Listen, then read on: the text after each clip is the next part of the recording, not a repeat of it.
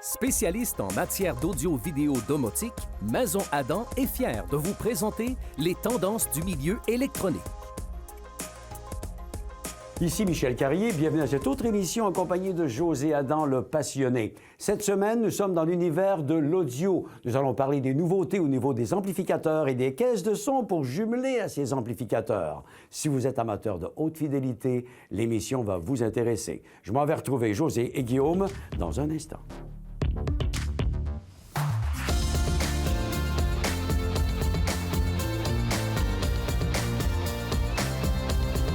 Maison Adam. Toujours avec un grand plaisir, la rencontre avec José et Guillaume. Bonjour, messieurs. Bonjour, Michel. Bonjour. Donc, le sujet de cette semaine, on est dans la haute fidélité, on est dans l'audio, on est dans les amplificateurs, dans les caisses de son. On a beaucoup de choses à raconter à nos téléspectateurs. D'abord, on va donc parler de haute fidélité, José. C'est ça qui est toujours très, très populaire. Oui, absolument. Écoute, mais il faut comprendre une chose, c'est que la haute fidélité, puis c'est pas comme les téléviseurs, dans le sens que on voit pas des compagnies qui vont remplacer à chaque année leur amplificateur, leur haut-parleur. On va voir même, bien au contraire, des fois des marques, des produits qui se démarquent encore plus que les autres, qui vont rester là pendant plusieurs années. Alors, on va parler justement d'amplificateurs, on va parler de haut-parleurs de type tour, de haut-parleurs aussi qui sont des haut-parleurs étagères qu'on peut mettre dans une bibliothèque, tout ça. Alors, on va se faire un plaisir de tout avoir nos recommandations encore cette année, mais aussi une mise à jour avec des nouveautés qui se sont ajoutées. Parfait. On se demande si, avec l'avènement des Bluetooth, des sans-fil et tout ça qui sont très, très populaires, est-ce que les gens se tournent encore de façon assez évidente vers la haute fidélité? Ça a bien l'air que oui, là. Écoute, honnêtement, la haute fidélité, elle ne peut se porter mieux que présentement parce qu'on a eu des augmentations incroyables. Les gens s'équipent vraiment de produits de haute qualité et de haute précision. Puis c'est drôle parce qu'il y a 6 ans, c'était pas tout à fait ce que je croyais. Je me demandais si les gens continueraient à aller vers des produits de grande qualité. La raison est simple, c'est qu'à ce moment-là, on avait beaucoup le Bluetooth qui devenait populaire. Le streaming était moins de qualité qu'aujourd'hui, parce qu'aujourd'hui, on a du HD, on a vraiment de la précision qui s'est ajoutée dans la source du streaming. Puis des compagnies importantes comme que ce soit Bauer, que ce soit aussi Marantz, Rotel et Paradigm, ces compagnies-là ont mis beaucoup de recherche et de technologie pour adapter leurs produits à donner un rendement de très haute qualité avec le streaming aussi, qu'il soit de basse qualité ou de haute qualité. J'entends parler donc de compagnies qui sont sur le marché depuis longtemps. J'entends ces marques-là, toujours en développement et toujours à la fine pointe, évidemment, de la technologie. On va commencer en parlant des amplificateurs, parce que je crois que c'est, comme tu le dis si bien, José, le cœur, la pièce maîtresse, et selon les budgets de chacun aussi. Oui, absolument. Écoute, tout a été pensé, nous autres, dans notre tableau des catégories, d'en avoir pour tous les budgets. Alors, c'est certain que, comme tu le mentionnais, l'amplificateur, c'est lui qui est le cœur, finalement, qui a le power pour faire sonner la musique comme on veut dans notre pièce chez nous. Donc, je vais commencer à parler justement des marques qui vont être dans la catégorie en bas de 1 000 On va retrouver Yamaha, Denon, Marantz et un petit nouveau cette année, le A11 Tribute de la compagnie Rotel. Donc, je vais laisser mon ami Guillaume nous en parler. Oui, merci José. C'est ça qui est intéressant avec le A11 Tribute de Rotel, c'est que malgré son prix assez abordable, là, par sa qualité de construction interne, on fait vraiment déjà un premier pas vers la haute fidélité.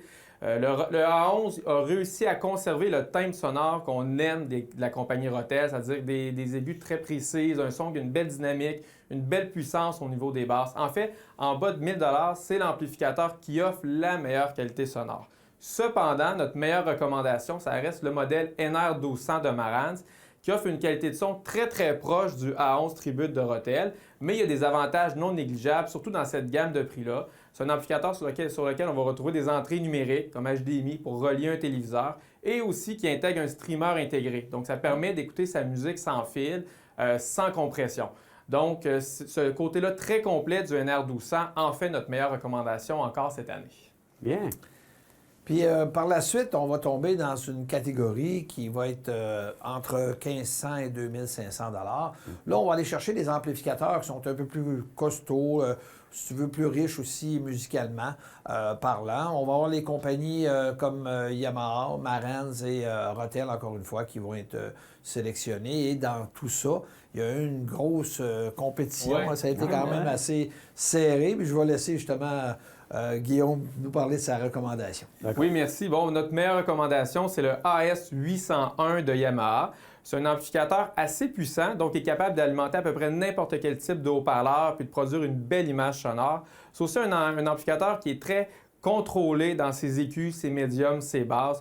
Donc le son, il est transparent, il y a une belle précision. C'est le genre d'ampli là, qui va restituer vraiment très fidèlement les instruments de musique classiques comme le piano, le violon ou la contrebasse, par exemple.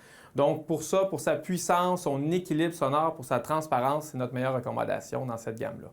Alors, je vous entends parler de bons produits qui nécessitent un investissement quand même assez correct, pas exagéré du tout. Non. Si j'investis davantage dans un amplificateur, qu'est-ce que je vais aller chercher exactement, monsieur?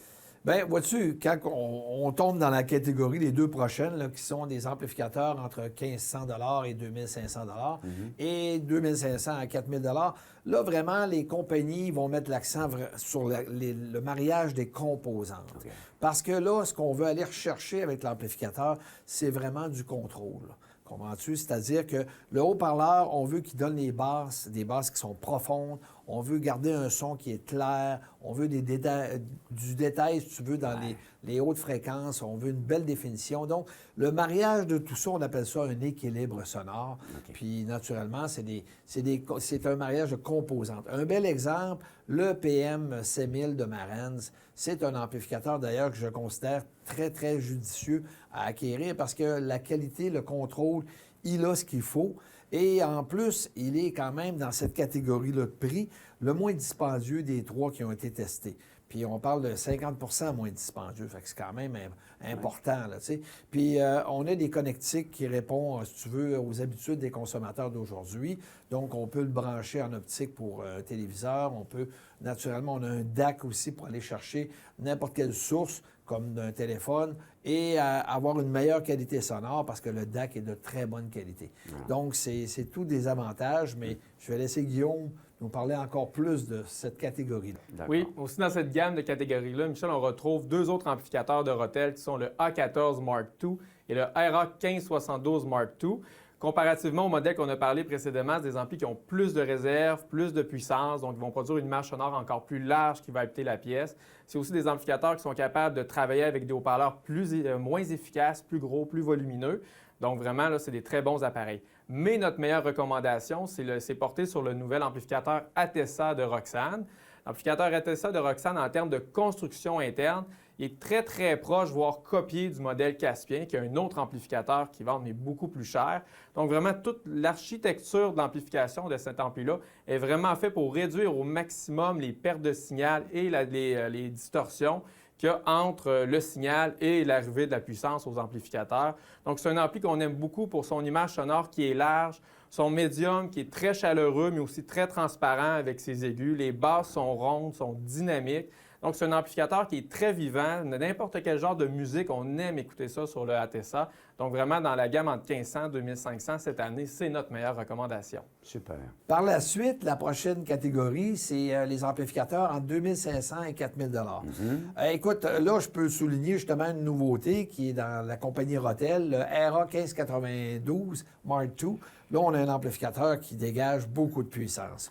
Un 2 fois 200 watts RMS. Et naturellement, il est pensé pour répondre pour pouvoir justement donner la puissance qu'il faut quand on achète des gros haut-parleurs. Parce qu'on est rendu dans des gammes de prix où est-ce que souvent les gens investissent autant dans le haut-parleur que dans l'amplificateur. Voilà. Oui, on a également le Yamaha AS1200 qui vraiment, lui, là, dans cette gamme-là, c'est celui qui va offrir le plus de transparence dans le son. Donc, la meilleure finesse dans les aigus, les médiums, l'équilibre avec les basses. C'est un excellent amplificateur. Cependant, on a encore préféré cette année le Marantz du modèle 30, qui est très, très proche dans sa signature sonore au Yamaha. Mais le médium, il y a un petit peu plus de douceur, puis les basses sont plus dynamiques, plus vigoureuses, ce qui fait qu'il va se marier avec davantage de types de musique. Fait que sur le modèle 30, on écoute du classique, on écoute de la musique qui est plus chargée, comme du rock, bien, la musique est toujours vraiment très agréable à entendre. Fait que c'est notre meilleure recommandation dans cette gamme-là. OK, je m'aperçois qu'on est vraiment dans les appareils avec les détails, le souci du détail. Oui, c'est ça oui, qui fait toute la absolument. différence, n'est-ce Oui, pas? oui. On va s'arrêter un instant, messieurs. On va parler des produits références dans quelques instants. Également, au cours de l'émission, des enceintes acoustiques, des caisses de son, bien entendu. Absolument. Alors, vous restez avec nous. Nous sommes dans l'audio avec nos amis José et Guillaume à la Maison Adam. On revient dans un instant. Maison Adam.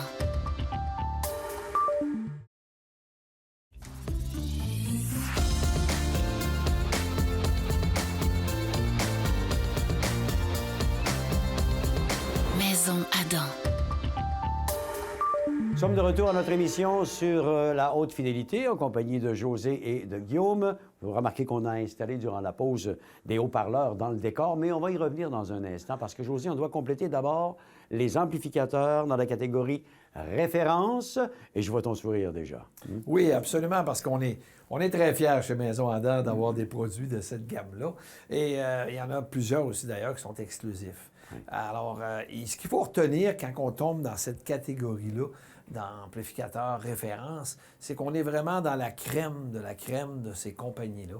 Et on a justement des produits dans toutes, si tu veux, à tous les niveaux, là, qui vont jouer entre 4 000 et 5 000 $. OK. Alors, je veux juste parler d'un exemple chez Yamaha, le AS 2200. Ça, c'est justement le grand frère du AS 1200 qu'on a parlé tout à l'heure. Mais on va aller chercher encore beaucoup plus de, si tu veux, de corps dans notre musique, dans notre reproduction, des détails. Tu sais, l'ampli est comme plus analytique. Il va mieux décortiquer les instruments de musique. Tu sais, c'est ça qu'on a à gagner avec des amplificateurs de type référence. Puis je vais laisser mon ami Guillaume nous présenter justement d'autres crèmes de la crème. Oui, absolument. On retrouve aussi l'amplificateur Michi X3 de Rotel, qui, encore une fois, bien, on retrouve à peu près le même thème sonore qu'on aime de Rotel. Beaucoup de dynamique, une belle puissance, un son clair. Mais là, vraiment, par rapport aux autres modèles, il va présenter une image sonore qui est toujours aussi large, mais beaucoup plus ordonnée. Puis on est capable de vraiment mieux distinguer les différents instruments qui peuvent être enregistrés là, sur une trame musicale. Fait que vraiment, encore une fois, là, on vient gagner en haute fidélité. Mais c'est une surprise qu'on a eue quand même comme meilleure recommandation là, dans la gamme référence, parce que c'est une marque qu'on ne s'attendait pas à voir là, du tout, qu'on n'est pas habitué d'en le voir dans le très haut de gamme, dans le stéréo. C'est Denon avec leur amplificateur PMA 110, qui est 110 pour leur 110e anniversaire. Là. Vraiment, pour Denon, c'est une grosse réussite, le lancement de ces nouveaux amplificateurs-là. Le PMA 110, c'est vraiment en termes de thème sonore, il est très proche d'un Yamaha, un son qui a beaucoup de transparence là, sur toute sa gamme de fréquences. Il est vraiment beau à écouter. Mais où il est intéressant, c'est qu'il va se démontrer être un petit peu plus vigoureux dans les basses, dans les médiums basses, qui va donner une certaine chaleur au son. D'ailleurs, sur le type de sonorité, c'est pas sans rappeler ce qu'on peut retrouver sur un amplificateur classe A, qui est vraiment des amplificateurs très dispendieux là, dans la ultra haute fidélité, donc vraiment une très bonne qualité sonore.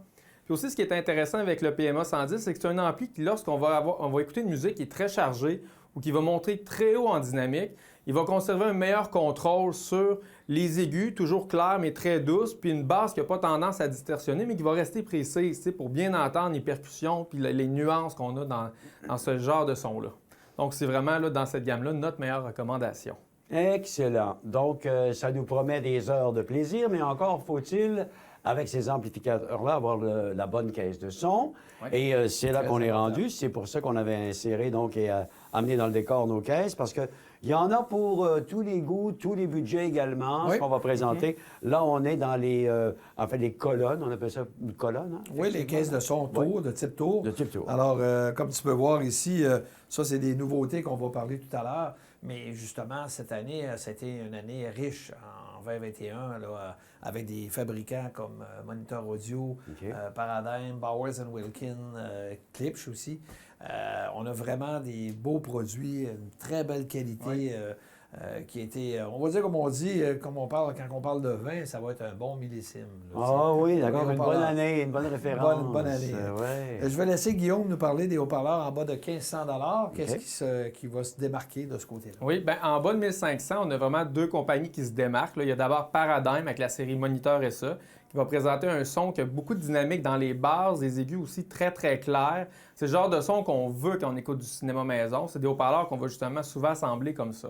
On a également Klipsch qui ont leur gamme référence première. Notre meilleure recommandation d'ailleurs, c'est le modèle RP6000. C'est un haut-parleur pour en bas de 1500 vraiment qui présente une super de belle qualité de finition. C'est un haut-parleur qui est polyvalent. En cinéma maison, ça fonctionne vraiment bien, mais en musique aussi, les basses ils ont une belle profondeur. C'est un son qui est assez doux aussi, mais très détaillé. Donc la RP6000, c'est un très bon choix. Alors, Michel, dans la prochaine catégorie, là, on tombe avec des haut-parleurs entre 1500 et 2500 La principale chose qu'on remarque, ça va être une belle finition, une meilleure finition que les haut-parleurs en bas de 1500 Aussi des technologies finalement plus avant-gardistes, où est-ce qu'on a découvert justement des avantages à avoir tel type de tweeter ou encore telle sorte de membrane sur le haut-parleur. Puis, naturellement, un boîtier beaucoup plus rigide va faire justement que le haut-parleur va donner vraiment un son plus riche. Alors, Guillaume va nous en parler. Là. Absolument. Dans cette gamme-là, c'est encore une fois cette année, notre meilleure recommandation, c'est le modèle 603 S2 de Bowers & Wilkins. C'est un haut-parleur qui est très complet, là, c'est-à-dire des basses qui ont de la profondeur, qui sont vivantes, des aigus qui sont assez détaillés, pas agressives, mais vraiment là où ce haut-parleur-là va se démarquer par rapport à ses rivales, c'est le médium, c'est les voix. Là. Vraiment, il y a une profondeur puis une transparence dans le bas médium au médium qui va rendre à peu près n'importe quel instrument toujours agréable à entendre. Qu'on l'écoute à bas volume, si jamais encore une fois on monte le son, c'est un haut-parleur qui est capable de tenir le régime et de ne pas afficher beaucoup de distorsion. Donc, si je comprends bien, messieurs, c'est comme un peu pour les amplificateurs. Plus on monte de gamme et plus on a l'impression que la musique envahit notre espace. Hein, oui, absolument, Michel, parce que c'est sûr et certain que quand on a choisi des haut-parleurs dans la prochaine gamme de prix, on veut qu'ils soient capables de prendre une bonne charge, parce que bien souvent, les gens vont avoir choisi un amplificateur qui est puissant. Ouais. Donc, quand on a une grande pièce, on aime écouter ça fort, bien justement, ça va, comme tu le disais, ça va remplir la pièce. Voilà. On va avoir une musicalité qui va être très, très riche, mais aussi, on n'aura pas d'agressivité. On va avoir des basses qui vont avoir une belle rondeur, puis, tu sais, le tout musical va être plaisant à écouter. Donc, on tombe dans la gamme de 2500 à 4000 $. Puis Guillaume va nous parler justement des nouveautés cette année. Oui, donc première nouveauté dans cette catégorie-là, c'est la nouvelle gamme Silver de moniteur audio. Un haut-parleur très populaire pour son très bon rapport qualité-prix. Ce qui est intéressant cette année avec la nouvelle série Silver, c'est qu'au niveau de l'architecture, au niveau des haut-parleurs de basse puis de médium, ils sont beaucoup inspirés de la série Gold, qui est la série haut de gamme. Donc on retrouve par rapport à l'ancienne génération un haut-parleur de médium qui est plus petit, mais qui peut supporter plus de charge, donc qui prend plus de temps à distorsionner. Donc on a un médium qui est très, très franc, mais très précis. Les aigus également ont un bon niveau de détail. Puis une des faiblesses qu'on avait avec la série Silver précédemment, c'était au niveau des graves qui manquait un petit peu de vie. Là, ça a été corrigé. La manière de concevoir le haut-parleur de grave a aussi été revue. Donc on a un haut-parleur qui est plus vivant et plus dynamique. Cependant, la Silver 300, c'est un très bon haut-parleur, même qui surpasse ses rivales dans la même gamme de prix, pour une écoute à bas puis moyen volume. C'est pas un haut-parleur qui est capable d'accepter un niveau de volume très, très élevé, sans quoi il y a de la distorsion. Donc, un autre modèle intéressant dans cette gamme-là, c'est la série Fonder de Paradigm, le modèle Fonder 80, qui remplace la série Prestige qui était très populaire. Donc, la Fonder 80, au niveau des hautes fréquences, elle ne sera pas aussi découpée puis précise qu'un modèle Silver, mais par contre, ils vont être plus douces. Puis les basses aussi vont être plus énergiques, puis ils vont être capables de prendre encore plus de volume. Donc, c'est un haut-parleur qui est un petit peu plus polyvalent. Ceux qui aiment la musique rock, électronique, ils vont trouver vraiment leur compte avec ce haut-parleur-là. Et c'est aussi un haut-parleur vraiment qui, en cinéma maison, va exceller. Ouais, très bien. Cependant, écoute, dans cette gamme de prix-là, on a aussi Bowers & Wilkins avec les 703 S2 qui, veut pas, sont venus comme brouiller les cartes un peu, là, justement, à donner un meilleur résultat sonore. Je dirais dans le sens que c'est un haut-parleur qui plaît à plus de monde. Parce que vous savez, c'est tous des bons haut-parleurs quand on est dans cette gamme de prix-là. Par contre, ici, on est avec un haut-parleur qui va avoir une belle présence, une belle prestance dans tous les moyens de fréquence. Donc, il va être très large au niveau de son image stéréophonique. Et le détail, tout en étant douceur. Puis des basses qui plaisent, qui sont, tu sais, ils sont rondes, puis qui sont quand même dynamiques. Mais ce qui est le fun, c'est que ça va plaire dans tous les genres, tous les types de musique. On n'est pas limité un petit peu comme la Silver à dire, bon, écoute, ça ne fera pas avec tel genre d'ampli ou tel genre de type de musique. Ici, on sait que ça va plaire à tout le monde. Puis je te dirais que la majorité des gens ont opté pour la 703 S2 de Bowers & Wilkins. C'est notre choix, c'est notre recommandation dans cette gamme de prix-là. Ça sonne très bien à mon oreille, ce que j'entends, José, pour ces haut-parleurs. On va revenir dans quelques instants. On va faire une petite pause et revenir avec les produits références, parce que nous avons toujours ces produits. Oui. Également, il sera question des haut-parleurs de tablettes qui sont très, très populaires auprès de la clientèle également. On vous revient dans quelques instants en direct de la Maison Adam. Maison Adam.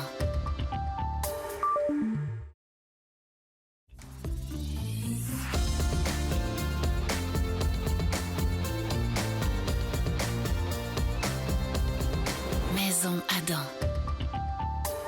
Nous sommes de retour à notre émission avec José et Guillaume. On est dans la haute fidélité pour l'émission de cette semaine. Messieurs, on est rendu à parler de ces enceintes acoustiques qui sont de très haut de gamme. C'est bien ça? Oui, absolument, Michel.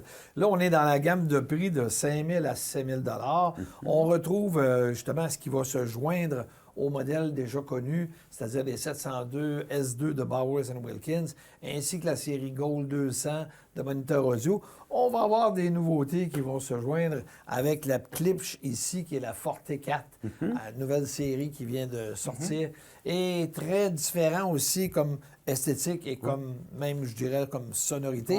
On a un autre dérivé de la famille Fonder de Paradigm qui va se joindre dans cette série-là. Là, on est rendu vraiment où est-ce que ça commence à devenir compliqué pour déterminer qui sont les recommandations. Parce qu'on est devant des très bons haut-parleurs, mais la différence qu'il y a entre chacun, c'est souvent qui qu'on vise comme audiophile. Oui. Tu sais, qu'est-ce qu'on va avoir comme sonorité, qu'est-ce qu'on va avoir comme richesse de son. Puis on a, je prends juste ces deux nouvelles séries-là, c'est totalement différent ce qu'on vise. Je vais laisser justement Guillaume nous en parler, là.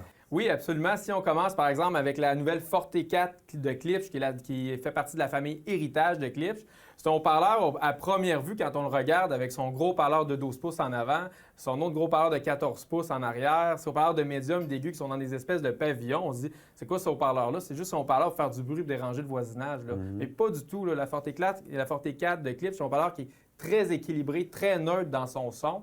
D'ailleurs, c'est probablement le haut-parleur qui est capable de reproduire les basses avec le plus de fidélité sonore de tous les haut-parleurs qu'on a en magasin. C'est-à-dire que le solo d'une batterie ou la résonance d'une batterie ou d'un orgue, par exemple, c'est vraiment très, très bien reproduit.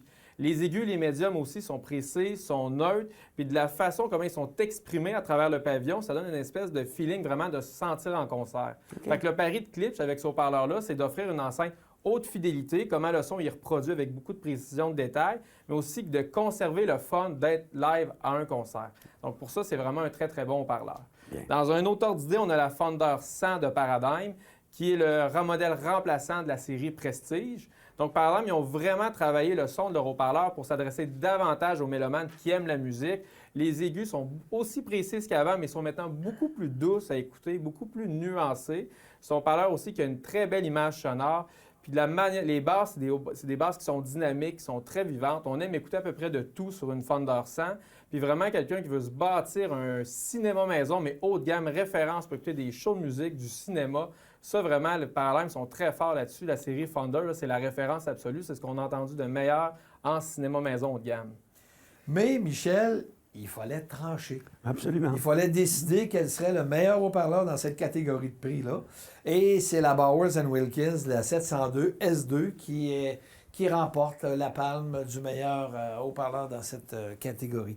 Pourquoi? Bien, écoute, c'est sûr, si on compare avec justement les deux haut-parleurs que Guillaume vient de parler, c'est certain qu'on n'a pas la rondeur des basses, la générosité des basses, on peut dire, là, qu'on retrouve avec la Fender.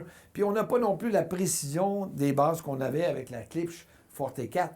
Par contre, on a un son qui est beaucoup plus, si tu veux, garni au niveau de l'instrumentation. Le côté, si tu veux, image, le côté tridimensionnel, le positionnement des instruments, le positionnement du chanteur. Tu sais, on se ferme les yeux, là, puis c'est comme si l'orchestre est devant nous, ou peu importe, le groupe rock. C'est ce qu'on aime, justement, ce haut-parleur-là. C'est qu'il va plaire à beaucoup plus d'audiophiles parce que, justement, il remplit toute la pièce bien comme il faut de musique, là, puis C'est notre choix. Hein? Absolument. Ouais. Vraiment très bien. Bien, choix du mélomane ou encore le fait de se sentir comme Oui. dans une salle de spectacle. Ouais. On se ferme les yeux, comme tu le disais, José, puis je l'ai presque vécu pendant que tu nous le disais. Voilà pour ça. On avait promis, par exemple, aux gens de parler aussi des haut-parleurs plus petits, ceux qu'on appelle aussi les haut-parleurs de tablette, là. Oui, Faudrait en exact. glisser un mot avant la fin de l'émission, quand même. Oui, absolument. Puis écoute, encore là, on a des nouveautés. Je te dirais qu'on va commencer peut-être par une catégorie de prix là, plus élevée, là, à partir de 1500 $ et plus. Alors, je vais laisser Guillaume parler justement des nouvelles Founder 40 et la Silver 50 de Monitor Audio. Puis, du côté de Paradigm, c'est un autre élément de la famille qui s'est ajouté. Oui, absolument. Dans la gamme de prix à 1500 et plus, le choix de José s'est déplacé. Là. L'année dernière, on avait la 706 S2 de BW. Mais depuis que Paradigm ils ont lancé leur série Founder, la Founder 40, elle démontre être un haut-parleur tablette plus équilibré. C'est-à-dire, comme j'ai mentionné tantôt, les aigus, les médiums, ils ont été améliorés, sont plus doux qu'auparavant. Et vraiment où la Founder 40 va se démarquer, c'est dans la technologie du haut-parleur de médium basse. Quand on le regarde, on voit qu'il est tout nervuré. Là, tout le tour du haut-parleur est nervuré.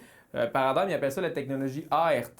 Donc ça, ce que ça permet de faire, c'est que ça permet de donner 3 dB d'efficacité de plus au médium et aux basses, puis 50 % de moins de distorsion. Donc ce que ça veut dire, c'est qu'à bas volume, c'est un haut-parleur qui a plus de profondeur, plus de richesse dans ses basses, puis à haut volume, c'est plus long avant qu'il atteigne la distorsion. Donc, c'est un haut-parleur tablette qui est plus passe-partout, qui va se marier avec plusieurs genres musicaux. Donc, vraiment, la Founder 40, c'est notre meilleure recommandation. C'est important quand on est dans les petits haut-parleurs, justement, qu'on a un son qui se trouve à plus remplir la pièce. Oui. Ouais, ouais. Alors là, on tombe dans la catégorie, en descendant toujours, de 1000 à 1500 $. Écoute, l'année dernière, c'était la 606 S2 de Bowers & Wilkins qui avait remporté là, à ce niveau-là, qui était notre recommandation. Ça demeure encore cette année, malgré un ajout dans la famille des Silver, la Silver 50. Alors, je vais laisser Guillaume nous en parler un peu. Là, Oui, absolument. Merci, José. La nouvelle Silver 50, c'est un haut-parleur qui est très intéressant. Très bon détail. C'est un haut-parleur aussi qui va reproduire des belles basses. Même que l'amateur de classique là, qui va écouter sa musique à bas, moyen volume, bien, il va retrouver un son plus détaillé sur la Silver 50 que la 606 S2 de BW. Cependant, encore une fois, c'est pas un haut-parleur qui peut-être aussi passe-partout. C'est-à-dire que c'est un haut-parleur qui va atteindre la distorsion un petit peu plus rapidement. Donc, si on va rechercher de la musique avec plus de dynamique, plus de sons, où il y a plusieurs sons qui sont enregistrés en même temps, la BW va être capable de conserver un équilibre entre les basses et les aigus plus longtemps que la Silver 50. C'est ce qui fait que la 606, c'est encore notre meilleure recommandation. Puis, dans la catégorie des haut-parleurs les plus abordables, c'est-à-dire en bas de 1000 $, écoute, c'est la compagnie Klipsch qui se démarque beaucoup avec la RP 600, qui est un haut-parleur qu'on recommande dans les prix entre 700 et 1000 $. Et après ça, la RP 500, encore de Klipsch, qui, là, on est en bas de 700 $. Donc, c'est des petits haut-parleurs qui nous impressionnent parce qu'on a une basse qui est généreuse, on a un bon détail dans l'aigu, donc un équilibre là, qui est intéressant, puis veut pas, dans une petite caisse, il faut qu'il y ait de l'équilibre, c'est très important. Donc, c'est nos recommandations. Super. J'adore vous entendre parler de ça et surtout de la finesse de vos recherches à propos de ces produits-là. Vous pouvez, bien entendu, venir les entendre sur place au magasin ici à la Maison Adam, dans une de nos salles d'écoute. Si vous voulez aussi poursuivre vos recherches, vous allez sur maisonadam.ca. Dans la page d'accueil, rubrique Choix de José, tout est détaillé là-dessus, n'est-ce pas? Absolument. Toujours plaisant de vous entendre, messieurs. Je pense que ça a fait le tour de la question pour cette semaine. On va se retrouver certainement très bientôt. Puis merci de nous avoir accueillis encore. C'est un plaisir. Et à vous, merci de nous avoir regardés. À la prochaine. Les choix de José sont le fruit d'un travail d'équipe à sélectionner les meilleurs rapports qualité-prix de l'industrie. Et ce, dans le but de guider la clientèle vers les meilleurs achats. Visitez maisonadam.ca et faites votre propre choix.